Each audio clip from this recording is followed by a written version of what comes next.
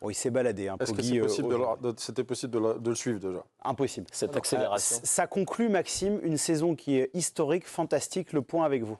Oui, absolument. 25 victoires pour Tadej Pogačar sur la saison 2024 en seulement 57 jours de course.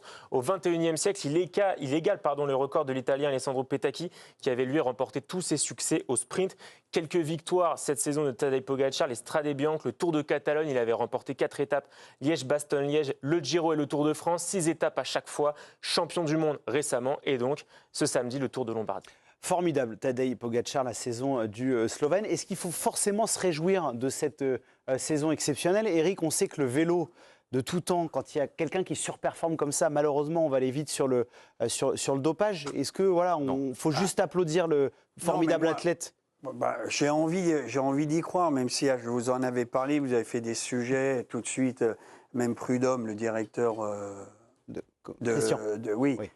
Tour. Directeur du Tour, Oui. a laissé entendre qu'il se posait des questions. Alors, à chaque fois qu'un coureur va dominer autant, c'est vrai, tout le monde dit ça, il y a un truc. Moi, j'ose croire qu'il est propre, quoi. Mais bon, Armstrong a eu plus de 500 contrôles, il était propre, et puis il est tombé En tout cas, 3 ans après. Moi, je veux y croire. Ce qu'il fait, c'est exceptionnel. On va accueillir quand même Patrick Chassey, qui est l'expert vélo de la chaîne L'Équipe. Bonsoir Patrick, merci.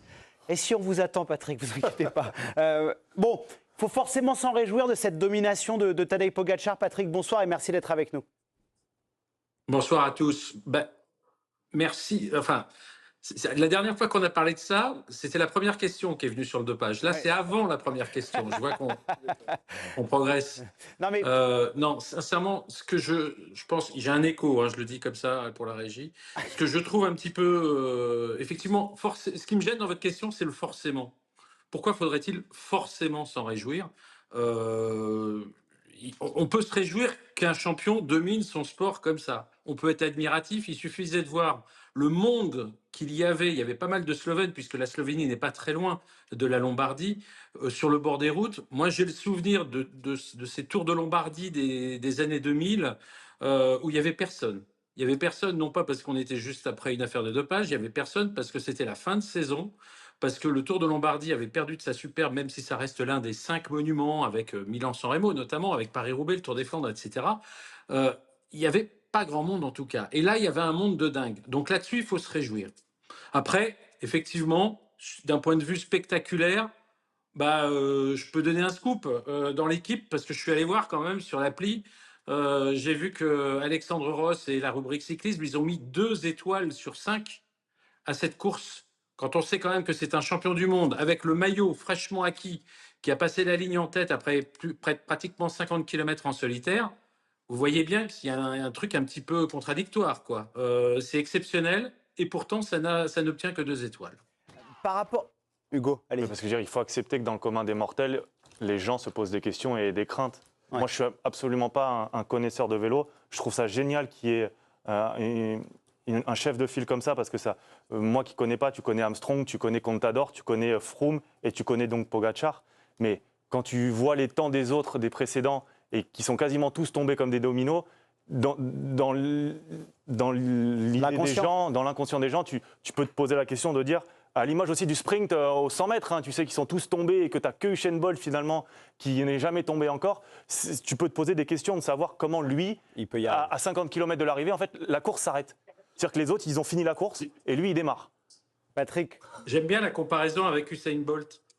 J'aime bien parce que je trouve qu'effectivement, on est un petit peu dans cette même incertitude. Et j'aime bien la comparaison avec l'athlétisme. Il ne faut pas oublier, encore une fois, que contrairement à un tas de sportifs, et là, je ne parle pas que de vélo, évidemment, lui, on n'a pas trouvé quoi que ce soit à lui reprocher sur le plan de l'éthique. Ça ne veut pas dire, vous me direz, Armstrong, c'était la même chose jusqu'à ce qu'il tombe.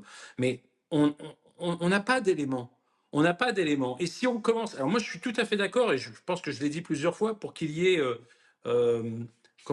cette lumière allumée, pour qu'on soit toujours vigilant au fait que dans ce sport, il faut quand même garder la tête froide.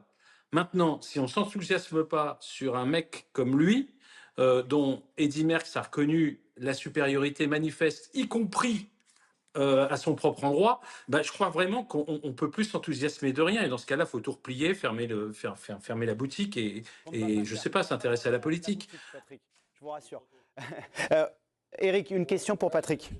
Juste en termes de chiffres, parce que moi j'y connais rien, je suis désolé, mais 25e victoire en 57 jours de compétition, est-ce que ça a déjà été fait en termes de chiffres par quelqu'un avant, ou c'est vraiment un extraterrestre et qui domine tout le monde ou...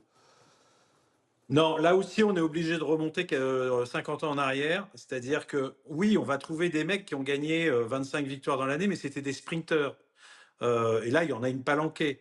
En ce qui concerne un coureur capable de gagner le Tour de France, par exemple, comme c'est son cas, ou d'être champion du monde, non, c'est du jamais vu dans l'histoire moderne du Tour. Et je dirais même qu'on en est très loin. Donc même si vous prenez, par exemple, les exemples sulfureux d'Armstrong, de Chris Froome, de Miguel Indurain, etc. Alors, sulfureux à des degrés divers, vous mettrez le curseur où vous voulez. Ces types ne gagnaient pas énormément de courses dans l'année. Ils étaient plutôt en gestion et surtout, ils avaient un objectif ou deux dans l'année, c'était de gagner le Tour, de gagner éventuellement le Tour et le Giro, ou de gagner le Tour et le Championnat du Monde, mais ça n'allait pas vraiment au-delà. Lui, il peut gagner partout. Et effectivement, ça a été dit, il gagne sa première course de l'année à peu près de la même façon qu'il a gagné la dernière course, en Italie certes, mais surtout en se barrant à plus de 50, voire 80 km sur les Strade Bianche en début d'année, tout seul. Et ça, à part Eddy Merckx et Bernard Hinault, les jours où il était vraiment énervé, on ne voit jamais ça. Pour conclure, Pierre, une petite question. Oui, c'est vrai que c'est extraordinaire d'assister à un moment historique comme ça, surtout pour les fans de cyclisme. Mais est-ce que le verre un peu à moitié vide de ça, c'est pas le risque que ce mec qui gagne tout et qui est encore relativement jeune et qui va encore gagner beaucoup, et qui a une super équipe, voilà, fasse un peu perdre de l'intérêt au cyclisme à terme, notamment, enfin je sais pas, à la fois chez les fans et peut-être sur le grand public aussi. C'est vrai que jusqu'à présent, vous voyez quand même des coureurs capables de lui apporter la contradiction. Je pense à Evenepoel ou surtout à Van Der Poel dans les classiques. Bien sûr, Vingegaard dans le Tour de France et dans les grands tours d'une manière générale. On sait que le deuxième était pas au meilleur de sa forme sur le dernier tour. On verra ce que ça donne l'année prochaine. C'est vrai que c'est inquiétant. Après, on a tellement souvent dit ça dans le sport, mais dans le vélo en particulier, au sujet de types qui dominaient, et puis on se disait il va gagner 5 tours, il va gagner 10 tours. Ça ne s'est pas toujours vérifié, ça ne s'est même pas souvent vérifié. Et ça, vous pouvez prendre décennie par décennie. Même Froome, on lui promettait davantage de victoires que ce qu'il a finalement obtenu à l'arrivée. Après, il y a aussi la domination d'une équipe, qui est quand même là aussi totalement hors du commun, et je trouve qu'on n'en parle pas assez. C'est-à-dire que derrière lui, il y a une équipe. Imaginez un petit peu dans cette équipe, je me suis amusé à faire quelques calculs, vite fait. Les 4 coureurs, c'est la meilleure équipe du monde, l'équipe UAE, son équipe. Si vous prenez les points UCI des 4 meilleurs coureurs de cette équipe, vous avez finalement plus de points que la deuxième équipe mondiale qui est l'équipe Visma, qui, elle, je rappelle quand même qu'on prend le total des points sur le total des points individuels, c'est-à-dire sur 20 coureurs, les 20 meilleurs coureurs. Donc vous imaginez un petit peu la domination non pas de Pogačar. D'ailleurs, Pogačar, si vous enlevez les points de Pogačar, cette équipe reste néanmoins numéro 1 mondial. Donc c'est juste démentiel la différence qu'il y a entre cette équipe qui certes a le plus gros budget du cyclisme international, environ 60 millions, par rapport à, je sais pas, une équipe française qui, elle, doit en faire plutôt 20-25. Donc vous voyez un petit peu la marge. Ben oui, et en plus, je ne sais pas si vous êtes au courant, mais l'année prochaine, ils arrivent avec un budget qui sera 10 fois supérieur à celui des équipes féminines pour monter une grosse équipe féminine. Et quand on sait que quasiment toutes les meilleures athlètes en cyclisme féminin sont sur le marché en cette fin de saison, autant vous dire que le marché va être fructueux du côté des Émirats Arabes Unis. Merci beaucoup, alors, Patrick. on attend C'était pas Patrick. passionnant. Excellente soirée à vous. Et forcément, on a envie de saluer quand même Pogačar, puisque c'est phénoménal ce qu'il réalise.